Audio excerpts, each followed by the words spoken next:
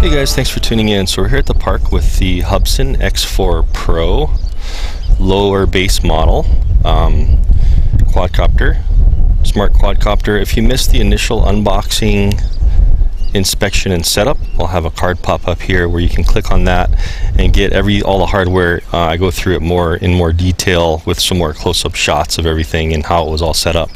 But anyway, today is all about doing a flight test with this guy.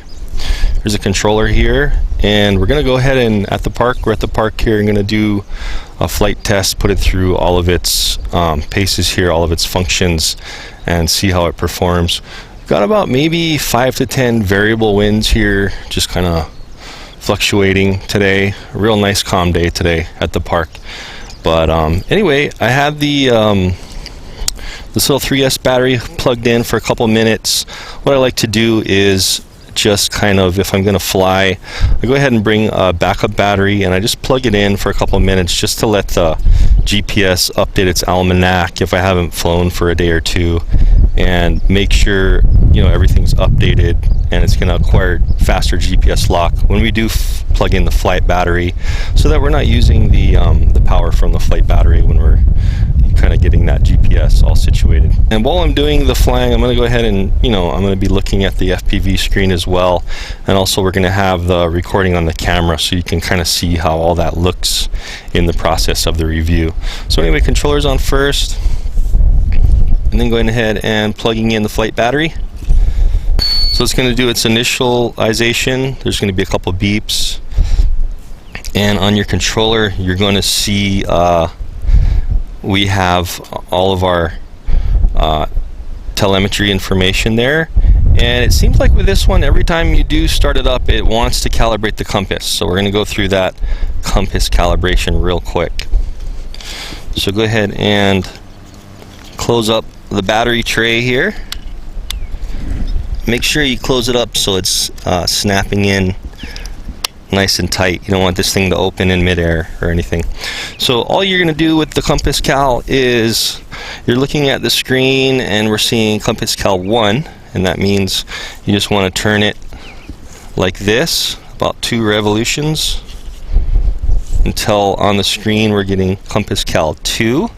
Hopefully you can see that, but saying compass cal 2, what that means is face it in like a vertical manner like this, and then do 2 calibrations like this until you see the lights change. Right now they're blinking green on the bottom, and now they're solid green and blue, or blue in the front. So that should be the compass calibration, should be complete. And we're not seeing the compass cal on the screen anymore. It's saying position hold, which I'm in now, and then we're seeing it has 9 satellites, so it should be ready to go. As long as you're 6 or more satellites, you should be good to go. So I got a fully charged battery in the controller, fully charged battery in the quad, and on this one you have to turn the camera on before you launch, and hopefully you can see that it's initializing the FPV, and there we go. So we've got our FPV.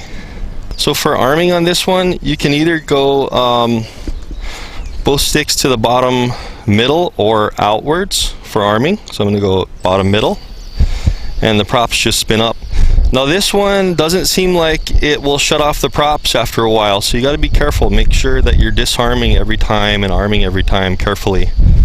It's not like the X380 where you can hold the throttle down, it'll disarm, or when you do auto launch or takeoff, it will disarm on its own, or auto landing actually, it will disarm on its own on the X380, but this doesn't do that. So if you hold the stick down, it will never disarm. So you have to either go in or out. We'll go out this time, and you can see how the propeller's disarmed. So keep that in mind. This one also does not have an auto launch or auto landing function. So to launch, you do have to push up on the stick. So we're just going to give it some throttle here. And there we go. So let's see, let's go out a little bit, maybe eye level. Bring it up just a little. And let's see the functions on this guy. Let's see how well it kind of holds its GPS lock. I am only seeing 6 satellites on the telemetry here. Usually with GPS quads I'm seeing like 9 or more. So maybe today's not the greatest day for GPS spectrum in the sky, but let's try it out. So this is position hold. This is GPS where it's holding its level and also its 3D point in space. So I'm just going to do a walk around. It seems like it's doing pretty well. It's holding its height. A little close-up shot of this guy.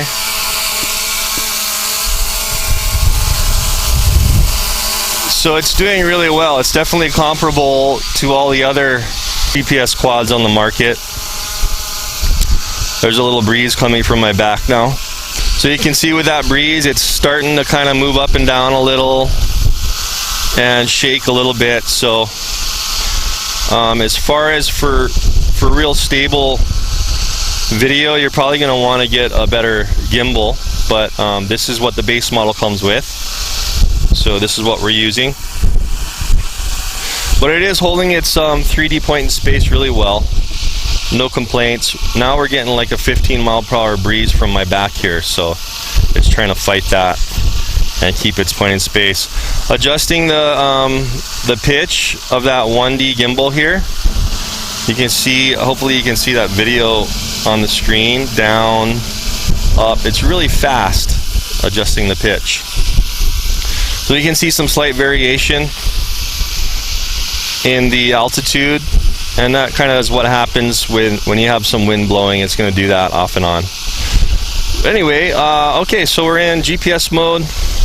Let's click out of GPS mode and we're just going to go into altitude hold mode, which will not have any horizontal lock. It's just going to have altitude hold. So I'm going to switch this button off and it will drift now with the wind. So you can see it drifting over there. I'm going to pick it up a little bit. So it's just going to go with the wind. I'm going to come back over here and show you kind of how that GPS lock function works. So we're still in altitude hold, and now I'm going to switch on the GPS lock while it's drifting. Boom. And you can see how it remembers that position it's in now, and it's just going to sit there. So as far as GPS lock, the thing is really solid. A little bit of variation in the height. The barometer on this thing may be influenced by some wind, it looks like, but not too bad. Let's see what the yaw is. So real fast yaw there. You can see how it's kind of tilting to try to keep itself. So that's pretty fast there. Let's see what the lift is like. So in GPS mode, GPS lock, from just a hover to full throttle, that's pretty quick. That got some speed pretty fast. So let's do full throttle down now. Whoa. Full throttle down was a little too fast. It slightly hit the ground there. Let's try that again. Go up a little higher. It's definitely quicker than most quads, like faster than the Seraphi, faster than the X380 and the X500 I've reviewed. So let's just hover there for a second, and I'm going to do full throttle down in GPS lock. So it drops really fast, so be careful with that. It's not like the X380 where you can pull the throttle all the way down and it's going to slowly come down. It's got a pretty hefty speed coming down. It won't shut off the motors or anything, but it'll come down fast. So anyway, let's see what the speed's like in GPS mode. Just going to stay at this altitude and give it full pitch here. So I'm flying as fast as I possibly can. And it's just going to kind of go at a speed that the GPS lets it. As fast as the GPS is going to let it go. So that's the maximum speed. You can see that when it's going with the wind, it kind of pitches up because it doesn't need to fly that fast, but when it turns into the wind like this, it's going to pitch forward and then level out as it needs to maintain the maximum GPS speed allowed. So this is really quick in GPS mode. Alright, yeah, so this thing is fast. So all the while I am recording the video, and from time to time I'll have the video up on the screen there. Let's see if we switch out of GPS mode. Let's see if it flies a little faster in just altitude hold mode. Oh yeah. So there's no GPS speed limitation here. You see how I'm pushing forward, and it's going to maintain that pitch. Holy crap. So it's going to maintain that pitch, and it's just going to keep going. That thing is fast. Very fast. So if you're out of GPS mode, be careful, because this thing will get some speed, man. And it doesn't look like it'll maintain its altitude with that full pitch forward. Like if I'm in altitude hold here and I do full pitch forward, it's going to drop, and you might drive it into the ground if you're just holding the stick. So be careful with that. Back into GPS lock. You can see how it fights to get back exactly where it was clicked on, and it's going to stick there. The GPS lock works very well. Alright, so now I'm going to get up, and the functions in this one, it also has a headless mode where you push in this left stick up, and that should be its headless mode. So from wherever we launched, I actually launched over there, so I'm going to stand like in this direction. It's supposed to have a headless function where whichever way you have it turned like this, forward will always be forward, back will always be back, right will always be right, left will always be left. So the headless is working well, and that all has to do with the way you calibrated the compass correctly and stuff like that. So I'm going to take off the headless mode, working well.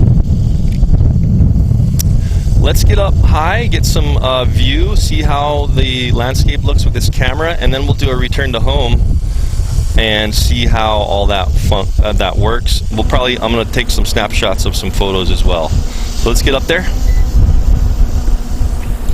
Just going full throttle up,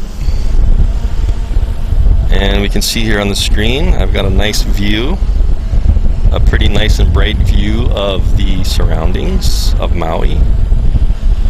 There's the West Maui Mountains over there, and you can see how there's some shake because this is not a 2D or 3D gimbal. All you can do on this is adjust the pitch control. Let's see, hopefully you can see that screen, but I'm just adjusting the pitch down, facing down at the park, and then I'm just going back up. So that's all you can do with this one axis gimbal here. And as you can see, when I do pitch forward and back, it's not stabilizing any of the axes. So this gimbal will not stable anything. It's just for pitch control. Okay, just so you know that. But it's very responsive. You can see how fast this gimbal works. It's incredibly responsive, which is just a servo. Anyway, let's do a little panoramic. I'm just going to slightly hold the stick to the left and get kind of a pano. And you can see how the quadcopter's shaking there. I'm going to be doing some videos with 2D and 3D gimbals attached to this as well to see the performance. And check the channel out, and you'll see some other videos when those are done of how this thing performs with some better stabilized video. Anyway, there's a complete revolution with just spinning the quadcopter around. Now I'm going to go ahead and go into, I'm going to stop this. I think you press the exit here. It stops the video. I'm pressing enter. I'm going to go into photo mode, and I'm going to take some snapshots. One, the screen blinks.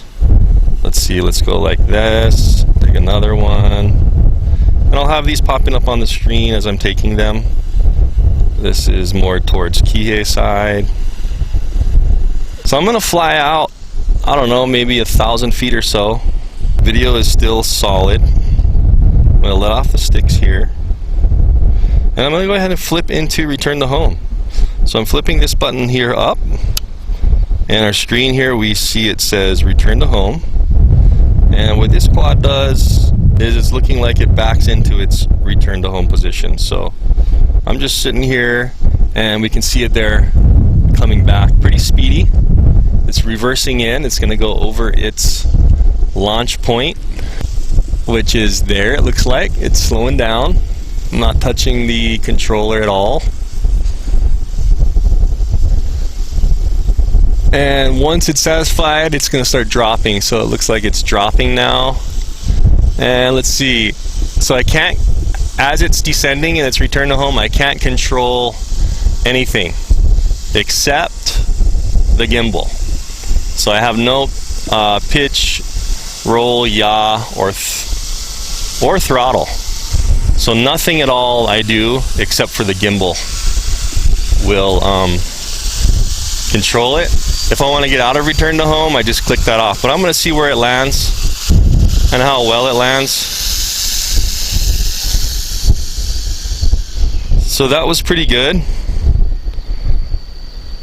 It did land, I think I launched actually from right about here. So that's like within 2 feet, which is definitely acceptable. 2 to 3 feet is the average. Some are like really lucky and spot on, but that's definitely acceptable for a smart quad to return to home. As you can see, the props are not turning off, so a little bit dangerous. I would have liked to seen these props turn off on their own when you do a return to home self-landing, so you have to push the sticks into the bottom, middle, or outsides for it to disarm. Let's go ahead and relaunch.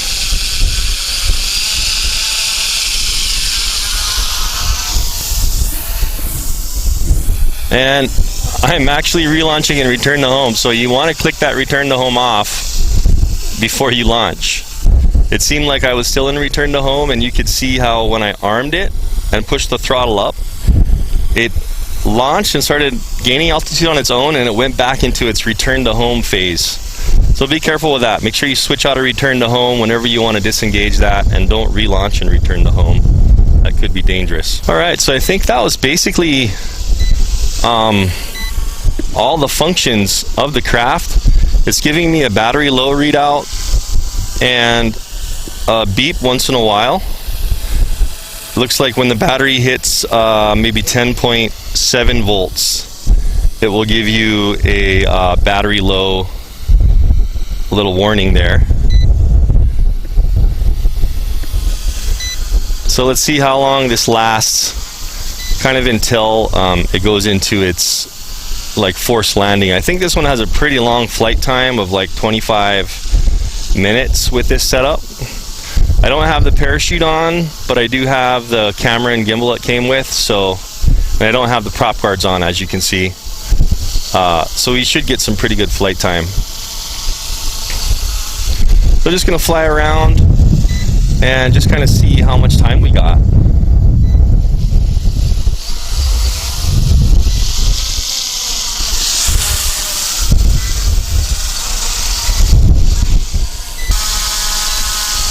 So let's get another quick little close-up here. You can see that this one has those little gimbal anti-fall fail-safe things in place here. You see those there?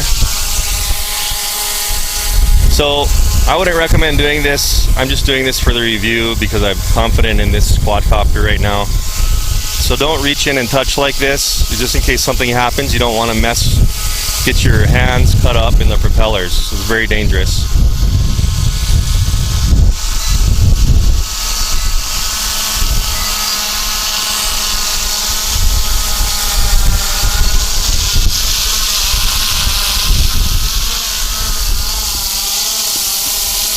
But as you can see, it's a pretty stable craft. It's maintaining its position really nicely. I'm very satisfied with it so far. See the camera here.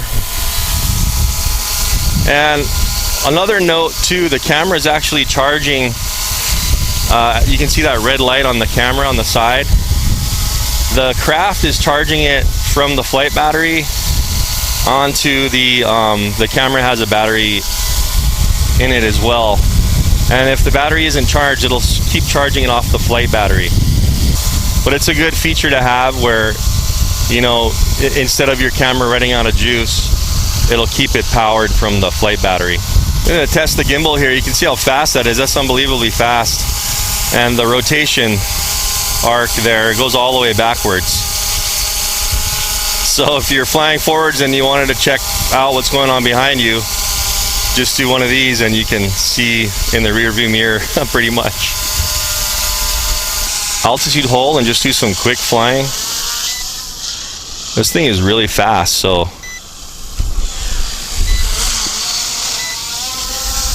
see how fast that is. It's crazy fast.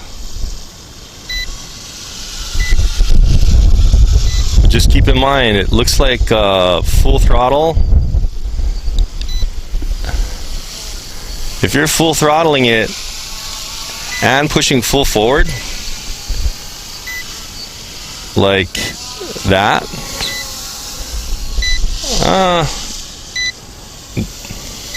see how it's coming down? Whoa! Holy crap, that was almost wasted it there. Let's get into our GPS lock. What in the world happened there? Ooh, so you gotta be careful. I almost just crashed it there because I was getting a little too crazy with altitude hold, no GPS mode, so wouldn't recommend that. Super fast, speedy flying with sticks all the way hammered, because you may crash it. But at least you can go fast. So it looks like it's kind of dropping slowly now. I think maybe this is its stage 1 self-landing, where it's, see how it's dropping slowly? I don't have any control on the sticks. So it's dropping slowly there. Look like when it hits maybe about 10.5 or 10.4 volts, it just, you can still push up and fly it. But I guess it's just kind of letting you know, okay, it's going to slowly drop and land if you don't do anything. But I want to push this all the way until it does its forced landing. So I'm going to just keep hovering here until it does some kind of final shut off or landing. You know, just so I'm actually holding up on the throttle so it doesn't drop. If I let go, it's still dropping slowly. And you know, this is the kind of stuff that somebody needs to test, so I'm willing to sacrifice this one to see what happens at low voltage. As far as light indication, I got blue lights on the back and white in the front. And I think that has actually changed from before. I think it was green in the back before, so that's indicating to us that I guess that's the initial low voltage lighting there. So I'm just going to keep flying around. I mean, we still got plenty of power, and we still have FPV camera and everything. It's definitely smooth. If you're smooth on the throttle, you're definitely going to get some smooth video, even with this one here, with this gimbal. If you're smooth on the controls, just trying to fly kind of as steady and smooth as possible, and it seems like it's doing a good job.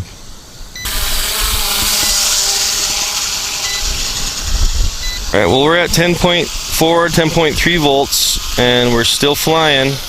And I know I have 29 minutes on my controller, but the controller starts clicking down a timer right when you turn it on.